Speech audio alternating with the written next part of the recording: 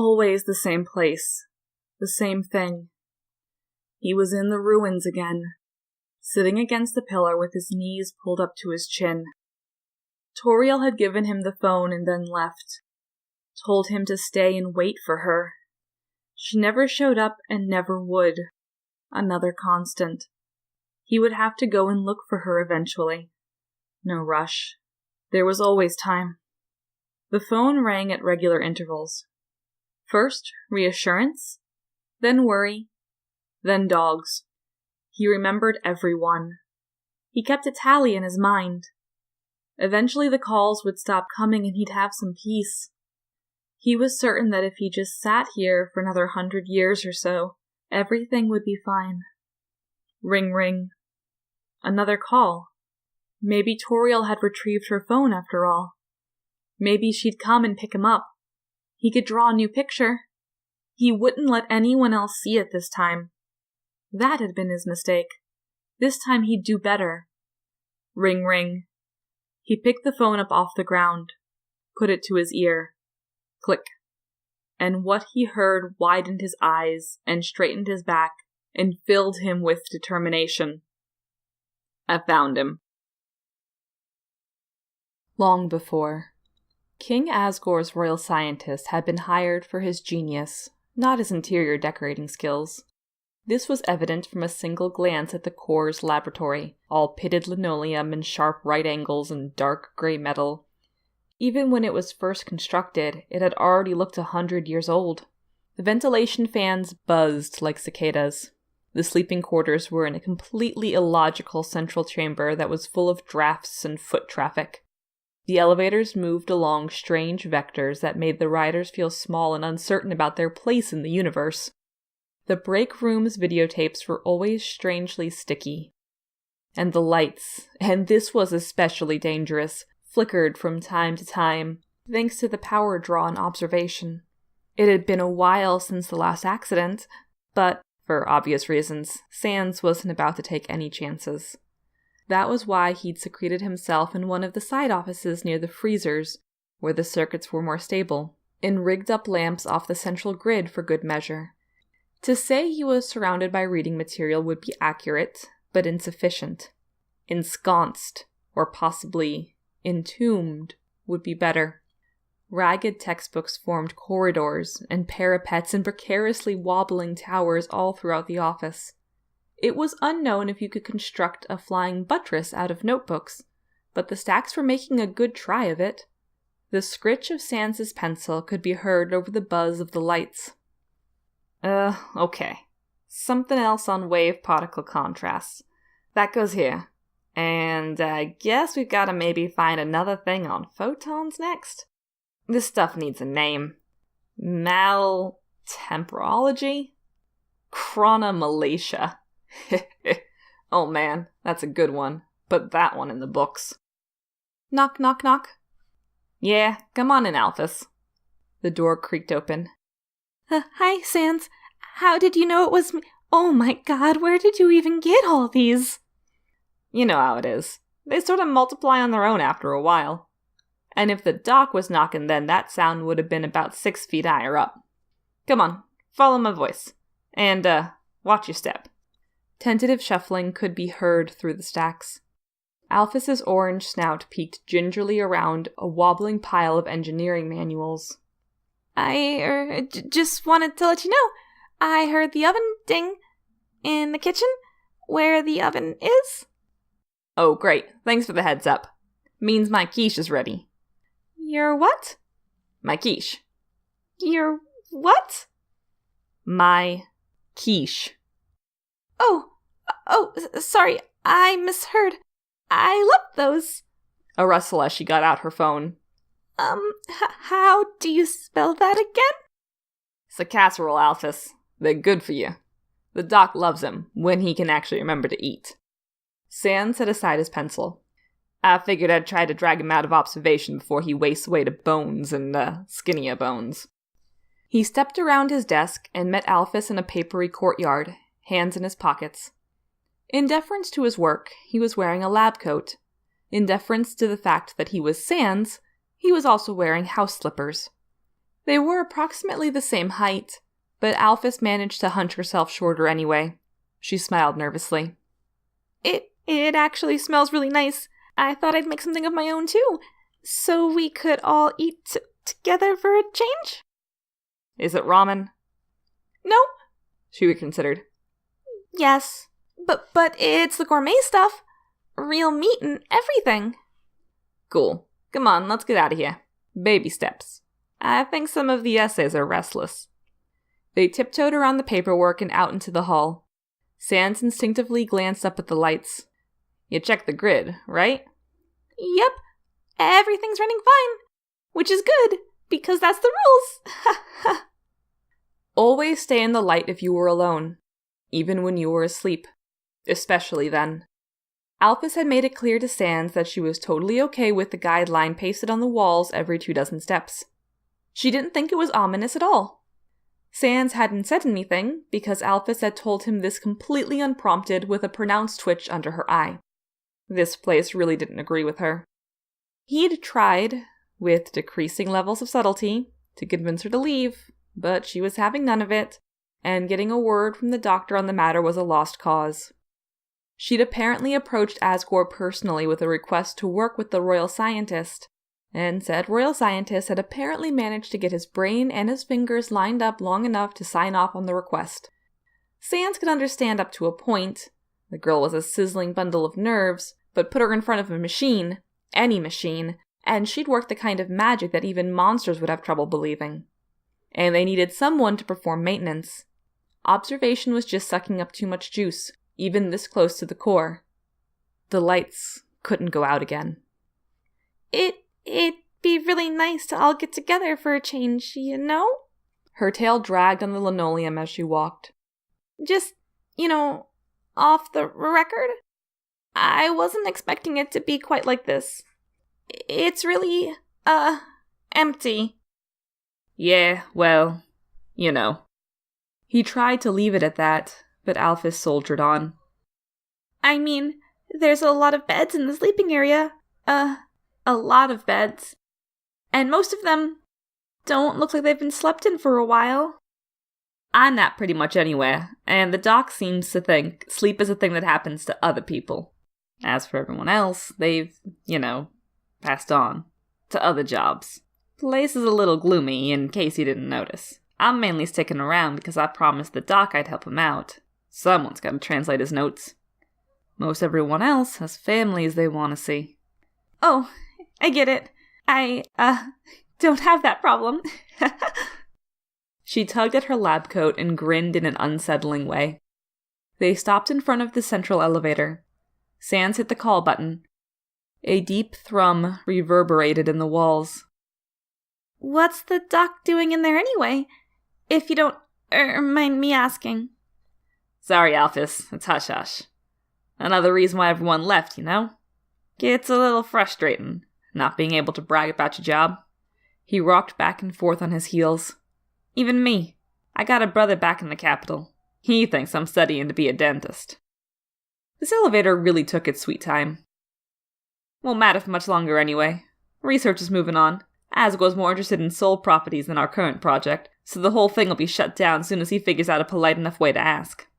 Oh, I wanted to tell you. I actually found some of the doctor's blueprints. I hope that's okay? Sans looked at her. She timidly tapped her claws together. And, at least for the ones I could actually read, there's some really good ideas there. I might be able to put together something that'll make Asgore happy, so you can continue your research. Oh. Sans stared. That's nice. I'm sure the doc will be impressed. With blessed good timing, the elevator dinged open, bathing them in cold, white light. Sans stepped in. Take my food out of the oven, would you? By the time I dragged the doc up here, it should have cooled off. Sure thing. And, Sans? She sidled a little closer to the elevator. Is everything okay? Things here seem really tense. We'll be fine. He winked as the elevator doors slid shut. Do I look worried? He held the wink until the doors fully closed and the elevator jerked into life. Then he calmly turned around, rested his head against the cool metal wall, and took several deep, shuddering breaths. It was stressful enough having to cobble together an entirely new branch of science with nothing but waterlogged textbooks from the surface. The atmosphere in this place wasn't helping at all. Papyrus and his endless procession of action figures were a soothing balm whenever he managed to slip away and get home, but right now leaving the doctor alone didn't seem like the smartest idea. It had started as a study to find new ways to break the barrier, because of course it had.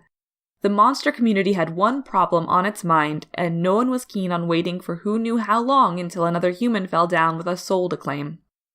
The doctor had overseen the construction of the core just to generate enough power to find the solution. For what, exactly, Sans was never quite sure, but the man was the royal scientist for a reason.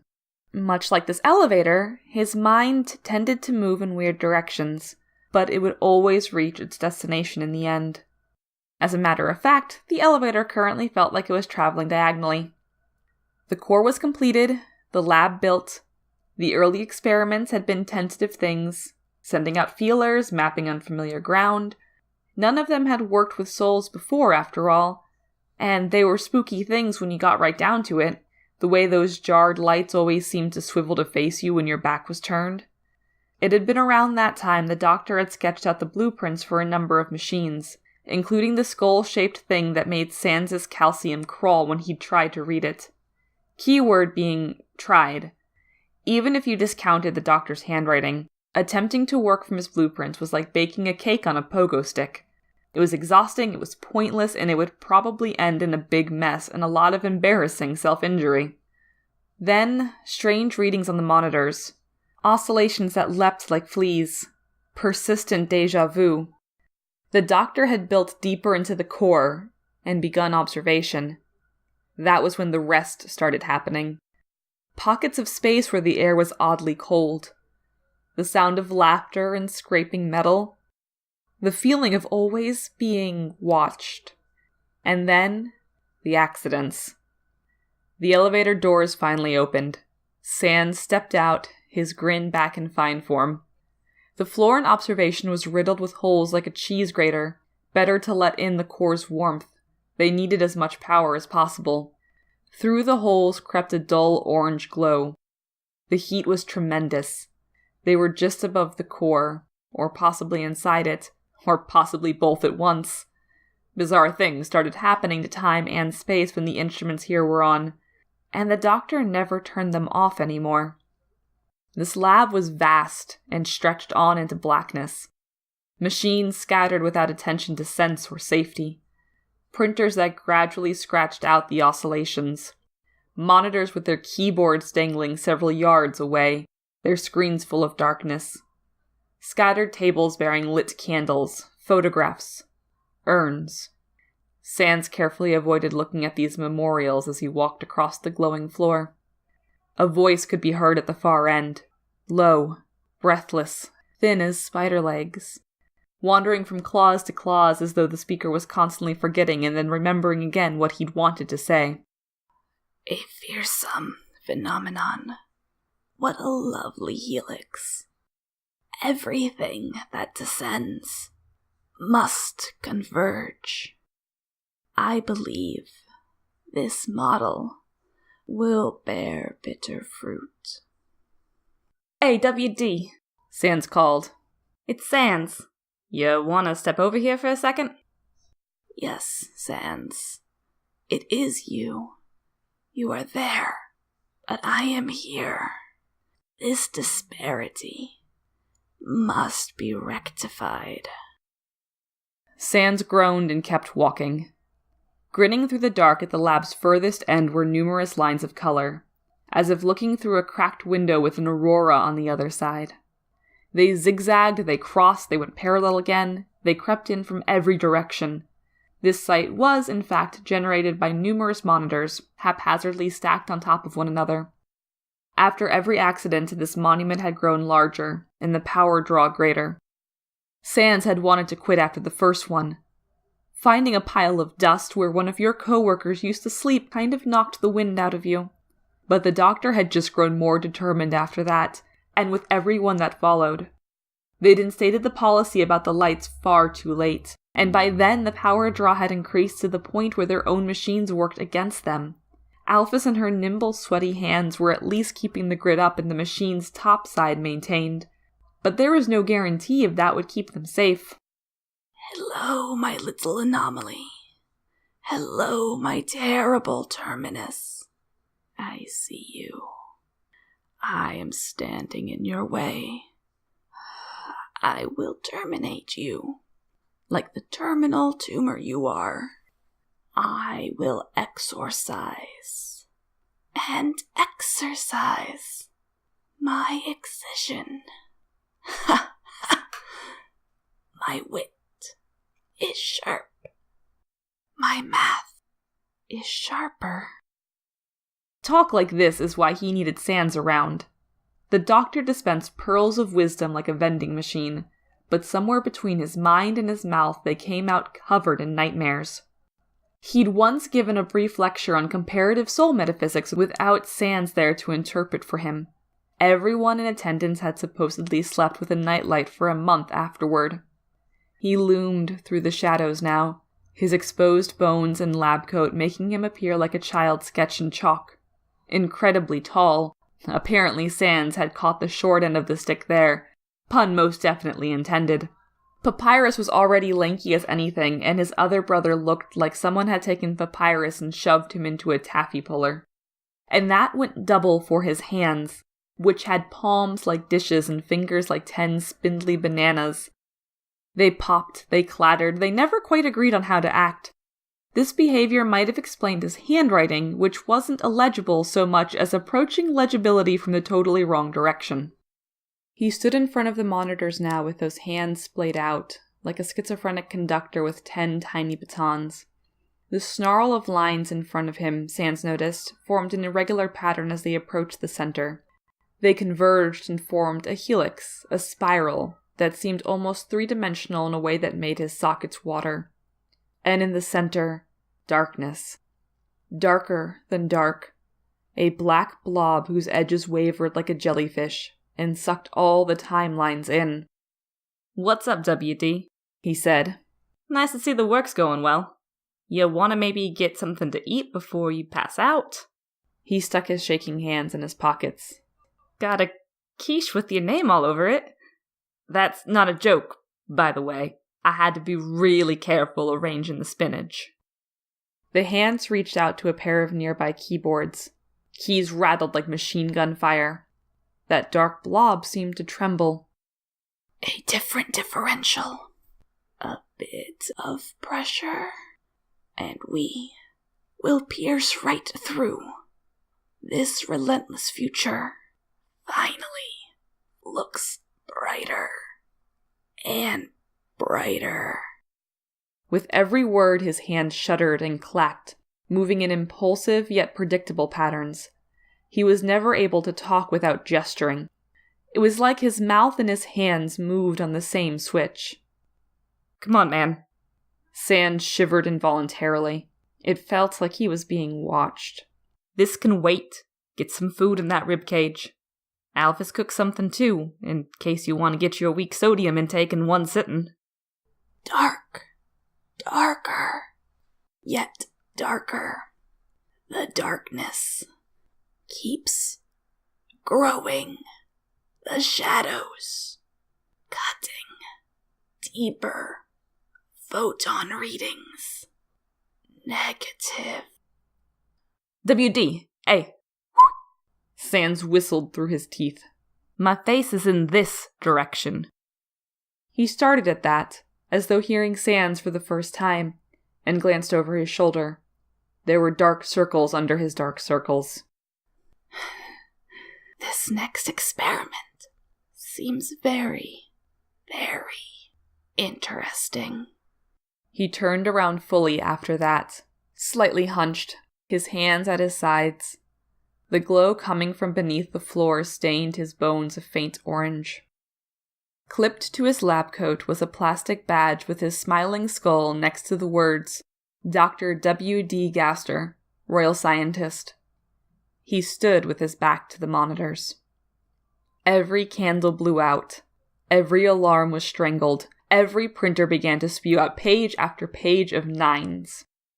And only Sans saw that dark patch twitch and surge until it engulfed the entire monitor on which it clung.